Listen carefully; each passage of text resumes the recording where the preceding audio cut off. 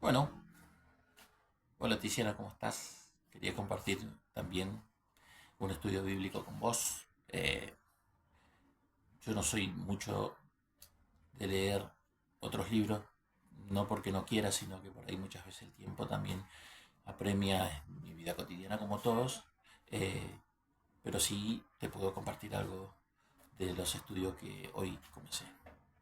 Eh, es decir, un repaso de lo que ya había aprendido hace un tiempo y bueno, el otro día vos me compartiste eh, esa historia extraordinaria y yo tengo o conozco una herramienta que se llama exégesis.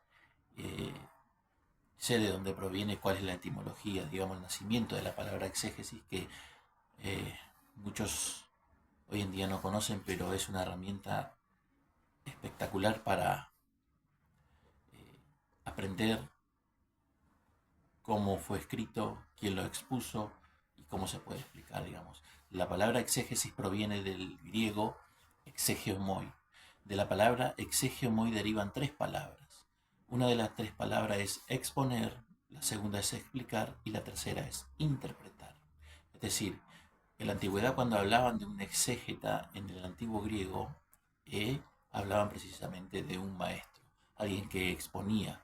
Por ejemplo, en la antigua Grecia no todo el mundo, si bien eran sabios y entendidos, no todo el mundo tenía estudios, ni como en todas las sociedades de la antigüedad, tenían la capacidad de leer, por ejemplo, y el exégeta lo que se encargaba era de explicar, exponer e interpretar eh, qué quiere decir en un libro.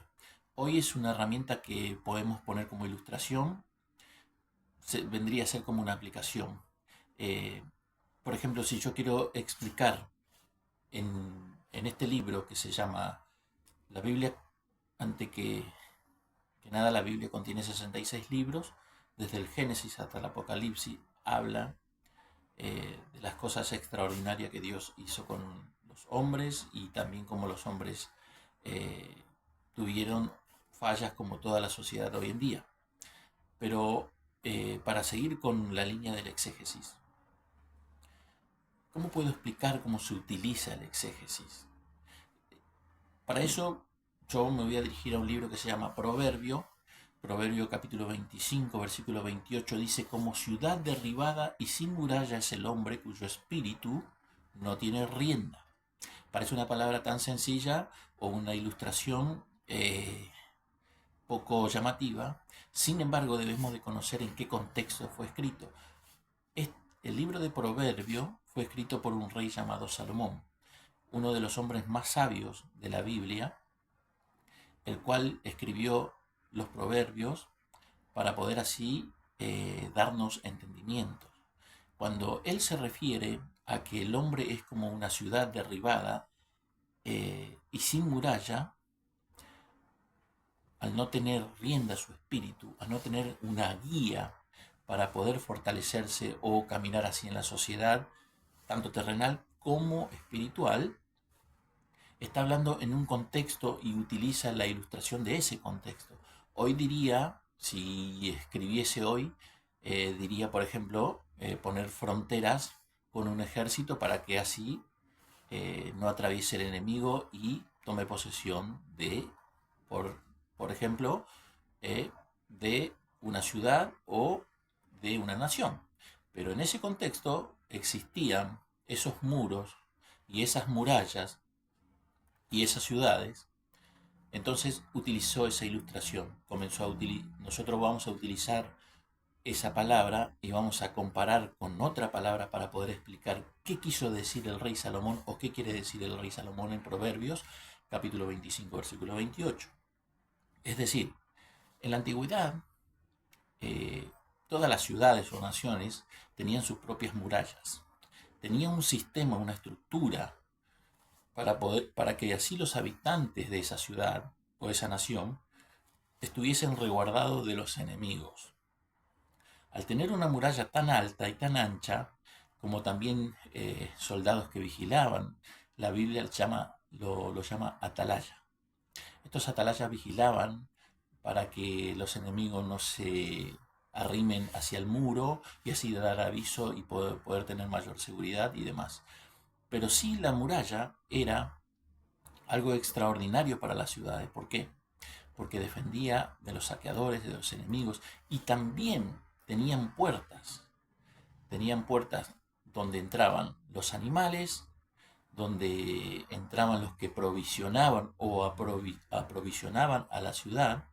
Tenían puerta también inclusive donde tiraban la basura, donde sacaban la basura, porque si ponemos o explicamos en ese contexto, los animales cuando entraban, así trajeran alimentos para la ciudad con carros y demás, o así viniesen a la ciudad desde lejos, tenían que usar animales de carga. Y los animales de carga, tanto el caballo como el burro como los bueyes, no pedían permiso para hacer sus necesidades. Por lógica razón son animales.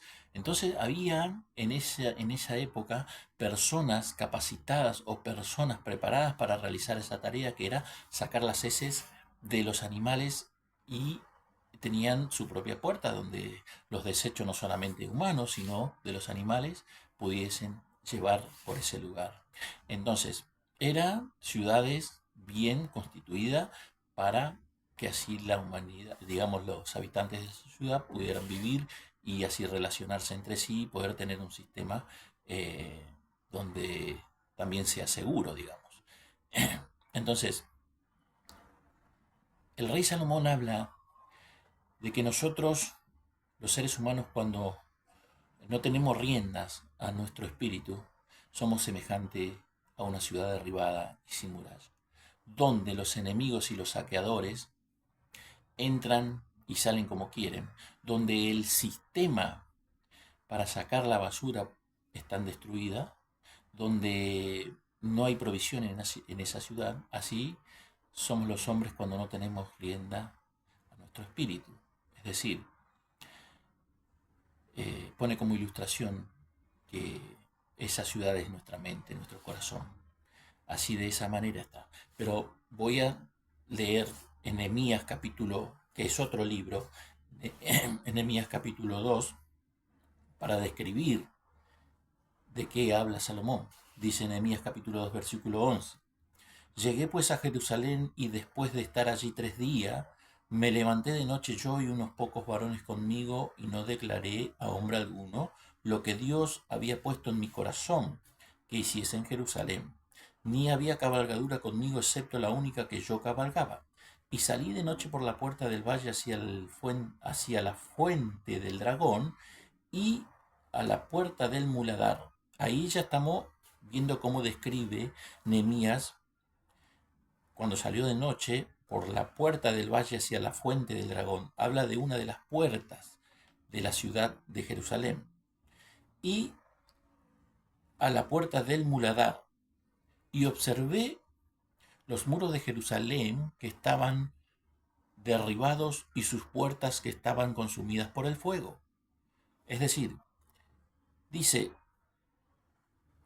la puerta del muladar, y esto debemos de subrayar, porque la puerta del muladar significa la puerta del basural. La Biblia habla de muladar, pero traducido significa la puerta del basural. Era una puerta exclusiva que se usaba, como dije al principio, que se utilizaba para trasladar la basura, las heces de los animales y demás, y sacar por esa puerta específica. Después tenemos la puerta del dragón, y después tenemos los muros de Jerusalén que estaban derribados y sus puertas que estaban consumidas por el fuego. Pasé luego la puerta de la otra puerta más de la fuente y al estanque del rey, pero no había lugar por donde pasase la cabalgadura en que iba. Y subí de noche por el torrente y observé el muro y di la vuelta y entré por la puerta del valle y me volví. Acá Nehemías describe, si leemos el libro de Nehemías desde el capítulo 1, yo te leí el capítulo 2, hasta el final cuenta la historia de Nehemías, que Nehemías era un copero de un rey, era copero de un rey. Este rey, el antecesor de este rey, que se llamaba Darío el Persa, llevó cautivo al pueblo de Israel hacia Babilonia. Entonces, una generación de los israelitas que nació en el reino de Babilonia se criaron y crecieron en el reino de Babilonia. Uno de los que se crió y que nació, fue criado y creció, fue Nehemías, el cual fue copero del rey. Los coperos del rey, que hacían tanto como las personas que probaban los alimentos antes que el rey, el copero del rey lo que hacía era probar el vino del rey para ver si no estaba envenenado y demás. Esa era la función que cumplía Nehemías. Y un día Nehemías estuvo triste delante del rey, siempre estaba contento y feliz y alegre, porque para ser copero del rey no solamente tenías que probar el vino, sino que tenías que ser una persona alegre, inteligente, estar delante del rey como una persona calificada y capaz de hacer el trabajo, no solamente probar el vino y estar amargado, porque el rey no debería de ver en esa antigüedad, seguramente no lo dice la Biblia, pero eso es un pensamiento personal. Era una persona muy calificada, pero en ese momento se sintió triste, te lo cuento así rapidito, y el rey le dijo, qué te pasa que veo en tu rostro que estás triste? Contame qué es lo que te amarga el corazón. Entonces él le cuenta que cómo no va a estar triste él si la ciudad de sus padres, que sería Jerusalén, que cuando el rey llevó cautivo a Jerusalén, a los israelitas hacia Babilonia, habían destruido las murallas, las puertas y quedaron unos habitantes, pero solamente como desparramados, sin tener, perdieron su cultura, perdieron todas las capacidades que una ciudad tiene o tendría para poder realizar así no solamente un sueño, sino poder trabajar, crecer, criar los hijos y de alguna manera sentirse orgullosa también de su ciudad.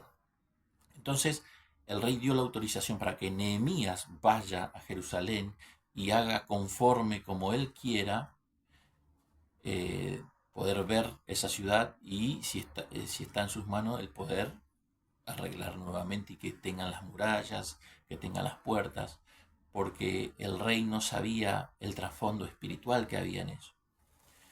Eh, entonces cuando Nehemías salió y vio toda esa ciudad como estaba destruida, consumidas por el fuego las puertas, destruidas las murallas. Llegó a ese lugar y sin contarle a nadie, empezó a reunir después a cada... Es larga la historia, pero yo te lo voy a resumir así. Ahora, ¿cómo iban a construir esa muralla?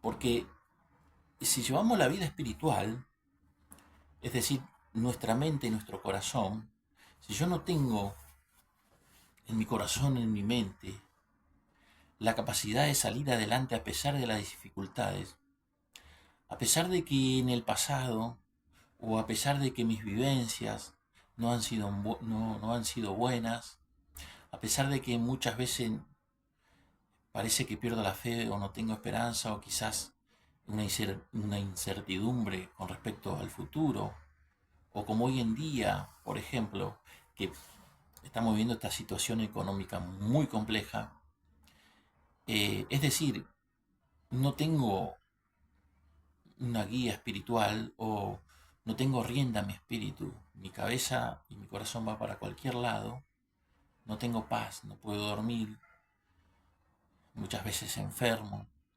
Está hablando eh, el rey Salomón de que el hombre cuando se siente de esa manera es como esa ciudad derribada.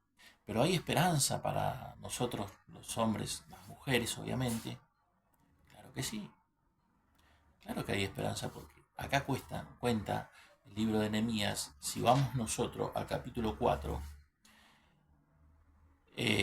versículo 1 dice, nosotros los seres humanos, yo en lo personal estoy hablando de que profeso la fe del cristianismo, tenemos un Dios todopoderoso, un Dios que a pesar de las circunstancias, a pesar de que muchas veces estamos desanimados, muchas veces no nos salen las cosas, Él nos promete en su palabra que en medio de las dificultades nos va a acompañar, en medio de la soledad, en medio del dolor, en medio de la tristeza, Él nos va a acompañar, lo dice la Biblia. Por lo tanto, si nosotros profesamos la fe en Jesús, debemos de creer y tener fe de que Él nos acompaña en medio de esa circunstancia adversa. Aunque no lo podamos ver, aunque no lo podamos sentir, la fe es todo. Si yo pierdo la fe, pierdo todo. Por ejemplo, yo tengo fe de que mis hijos van a salir adelante.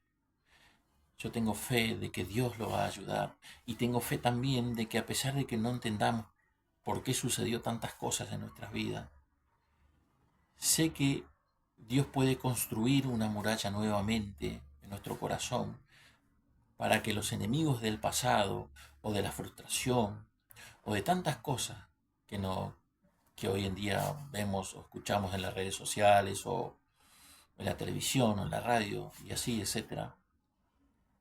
A pesar de todo eso, Dios puede hacer una muralla alrededor de nuestro corazón para que los enemigos de las circunstancias adversas nos atraviesen, no nos saquen, no nos destruyan.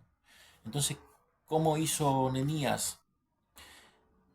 Lamentablemente tenemos un enemigo también, que es el enemigo de los hombres, que se llama el diablo y Satanás. En Nehemías habla de un hombre llamado Sanbalat. Sanbalat dice, cuando oyó Sanbalat que nosotros edificábamos el muro, se enojó y se enfureció en gran manera, e hizo escarnio de los judíos, y habló delante de sus hermanos y del ejército de Samaria, y dijo, ¿qué hacen estos débiles judíos? ¿Se le permitirá volver a ofrecer sus sacrificios? Acabarán en un día, resucitarán de los montones del polvo de las piedras que fueron quemadas. Y estaba junto a él Tobías amonita, el cual dijo, lo que ellos edifican del muro de piedra, si subiera una zorra lo derribaría, dice. Es decir, lo primero que hace el enemigo es sembrar duda en tu mente. Lo primero que hace Sanbalat, acá el enemigo es ilustrado como Sanbalat, dice, no, Dios y nadie en este mundo va a poder volver a hacer una muralla en tu corazón, en tu mente, ni vas a salir adelante. Lo primero que infunde es temor, miedo. Y después te dice, no, vos lo que Dios haga en tu vida o en tu corazón, si sube una zorra, lo destruiría. Si leemos la historia de las pequeñas zorras, acá dice zorras, pero en la antigüedad había pequeñas zorras que se comían del brote de lo que sembraba el campesino y así destruía sus cosechas. Eran eh, eran muy perjudicial, digamos. Bueno, era el de los animales lo más pequeño y lo más significante, pero el enemigo dice que si una de estas zorras se recostase sobre esa muralla se caería, cosa que no es así, porque después cuentan Nehemías que construyeron el muro e hicieron la puerta del muladar, la puerta por donde entraban los animales, la puerta por donde salían y entraban los habitantes, construyeron una muralla, pero ¿y de dónde sacaron los materiales? Zambalat mismo dice, ¿acaso se les permitirá volver a ofrecer sacrificio? Acabarán en un día, resucitarán de los montones del polvo de las piedras, dice. Es decir, ¿cómo construyeron o volvieron a reconstruir las murallas? De ese polvo, de esas piedras que estaban consumidas por el fuego, entre polvillo por la ceniza. De ahí sacaron, limpiaron y pusieron piedra por piedra para poder construir nuevamente la muralla. Es decir, cosas que para los seres humanos son imposibles las hace Dios. Dios sana, Dios restaura, Dios cambia. A veces no podemos entender por qué suceden las cosas. La palabra de Dios dice, porque estos son los pensamientos que tengo para vosotros, pensamientos de bien y no de mal, para que recibiráis el final que los espera. No tengas miedo, no te atemorices. ¿Todo va a estar bien? Claro que sí. ¿Vamos a tener lucha y dificultades? Claro que sí. A veces llega el dolor, a veces llega la tristeza, pero en medio de esa tristeza, en medio de ese dolor, en medio de esa angustia, Dios puede hacer una muralla nueva, una muralla donde tu ciudad florezca, donde todo lo que tiene una ciudad bien constituida por Dios pueda ser iluminada y así sea una fortaleza tu vida espiritual y también física y aún en lo material. Nada es imposible para Dios. De esa manera podemos utilizar el exégesis. El exégesis es para presentar, exponer, explicar e interpretar. Podemos interpretar de esa manera lo que Dios nos quiso decir en esta Biblia. Bueno, Eso quería compartir. Sé que dura 20 minutos justo, mira. No tiene que durar más de 20-25 minutos, pero bueno, quería compartir ese estudio con vos. Y si hay algo que quieras preguntar o y yo te pueda responder, te voy a responder, y lo que no pueda, obviamente no voy a poder, pero gracias por ver este video. Si llegaste hasta el final, quiero decirte, hija, que te amo muchísimo. Estoy muy orgulloso de vos. Ojalá un día podamos darnos otra vez un abrazo.